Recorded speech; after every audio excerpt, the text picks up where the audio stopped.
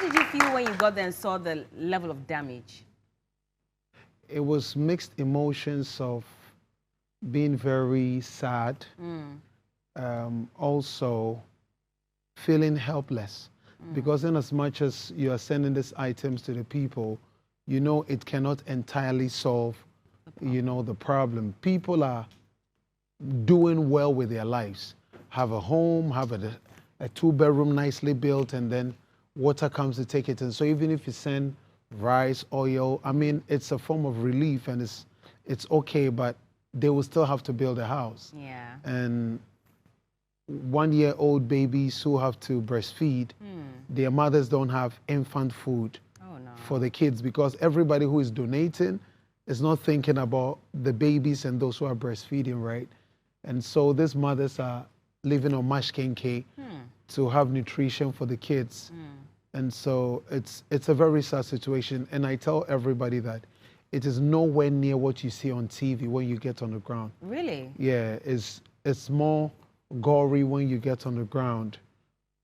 People are bathing the water that is stagnant now.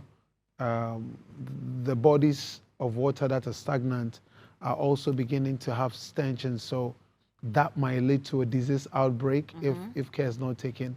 It will take months and a year or 2 or 3 for people to bounce back. To recover. Yeah. So then how do you feel when, I mean, yes, I don't like it when we politicize it, but sometimes you listen to some government communicators, and the sanitation minister, for example, says that, we told them to leave, we told them to relocate, and they didn't do it. They didn't listen. No, I mean, I believe that's absolute nonsense. Absolute nonsense, because in life you have to use logic. And so I'll use logic. So you're a mother and your kid steals your car, drives the car and gets in an accident, and then they have a very deep cut on their arm. When you get to the destination, you don't say, it serves you right. Yeah. You understand? You don't say it serves you right.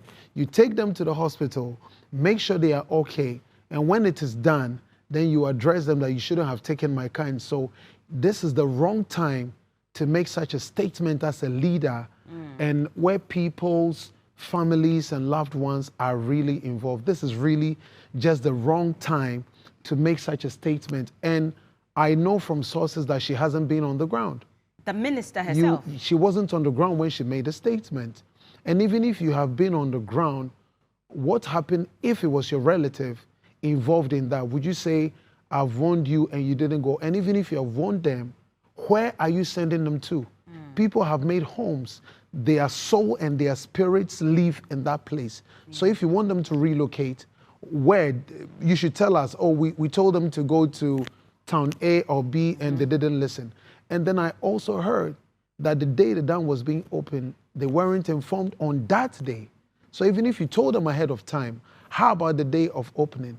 So I think it's really upset, and any leader who is a good leader shouldn't exude the kind of utterances she was exhibiting. I mean, the VRA says they did simulation exercises, and so in fact they went into the community, spoke to the people, etc. And yet you hear from the people and they say, we didn't know that this was going to happen. So it's all very confusing. But I know you have great respect for the president.